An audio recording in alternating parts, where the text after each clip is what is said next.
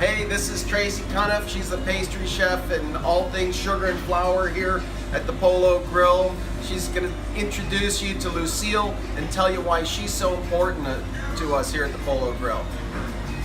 Hi guys. So Lucille is actually a sourdough starter. She is 10 months old. We started her in August. So just to be clear, you name the yeast. We named it because this is like I said, a sourdough starter. What that is it's a wild active culture. Okay, and you can see right now it's at the process of it needing to be used. Once we feed it, it will rise up about twice as much. How did you start, Lucille? With what? I started Lucille with a mash of flour, water, and organic grapes, and made like a slurry with it. Let that ferment for about a week, strained everything out of it, and then started feeding Lucille a ratio of water, flour, and some of the starter every day. So all the bread here is baked fresh. Every bread that we make here is baked fresh for the restaurant. We actually just started making a pumpernickel for the restaurant as well. And we also make the mini sweet buns. Wow. What is this? This is a garlic ciabatta that we made this morning for a catering event that we have going on this afternoon. I'm just going to weigh out a portion of her to go into the dough. We're going to add our water. It's just room temperature water. Is this like a secret recipe, or is it okay that we're telling people? The ratios are going to be, we're not going to tell you those because she's our baby. Somebody can try it out at home, but I don't want to give out the ingredient amounts. Okay. So then we're going to add the yeast. This is called a pâte fermentée. What it is it's every day when we make the sourdough, we reserve a certain portion of it to add to the sourdough the next day. And what that does is it gives the bread more depth. It's a recipe that I brought with me. I started a sourdough culture when I was 15, which is still alive, and I feed it every day, or if I don't have time or can't feed it every day, I put it in the refrigerator to slow down the fermentation process. Wow. It How long have you becomes been here? dormant. I've been here since July. So Local girl. local, grew up, raised in Sarasota. All right, what are we doing now? So now we're going to add a little bit of Lucille.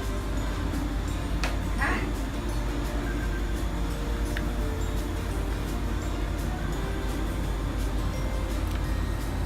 The last thing that we're going to add is salt. So we take this large mixer. Okay, right. And we're going to start it off on a low speed because if we didn't, it would Fly in our it'd face. fly in your face. Nobody likes flour in their nose early in the morning. You know, the restaurant it's a special place. We've got great food, great desserts, and bread is part of that meal. Tracy makes all kinds of breads. We do an amazing brioche roll baked fresh for our burgers, which are pretty sensational. We also make pumpernickel, which is proofing right here. It's not baked yet, but we make our own pumpernickel. We make all our rolls, so it's not one kind of bread. We make all our desserts. Anything with flour, sugar, and butter. Tracy's probably the best female cyclist I've ever had the opportunity to ride with. I can't keep up with her. on my very best day. But she's nice to me, you know. She keeps it at my pace sometimes, but she's got an amazing background. And Tattoos. Got a lot of culinary tattoos. Wow. So you love to work out and exercise, but you love to eat bread too. I do love to eat bread. You know, it's fascinating. I'm a classically trained pastry chef. I went to the Culinary Institute of America, which actually is the same school that Tommy went to. And learned pastry and baking primarily there, but came back between my associate's and bachelor's degree and helped open Sarasota Bread Company. So we got to do a lot of experimenting there, which was a lot of fun. It's almost ready. It's at a good temperature right now. It's cleaning the bowl. You can kind of hear that slap against the bowl. The neat thing about baking is it really involves all of your senses. So this is the dough. It's been mixed for about 8 to 10 minutes. It's cleaned to the side of the bowl, and it's got a little snap when it hits the bowl. And then what I want to do now is I test the gluten. So I take a portion of the dough and slowly stretch it out. And you can see the gluten strands. And if it gets to a point where you can stretch it out thin enough to where it's like a balloon, you see how it's like a balloon.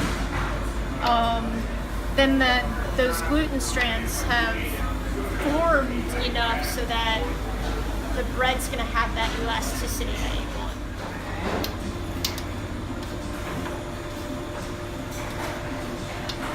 How much is that? How many loaves will that make? This batch is going to make 6 loaves. Our loaves are quite large, basically because we're just cutting up a good portion of it for each table. Now it has to sit. And it has to sit. Let it sit for an hour.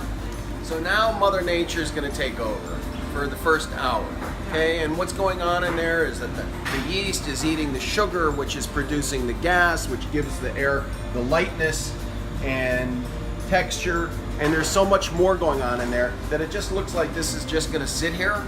But there's a lot going on inside of there. It's happening right now. It's exciting.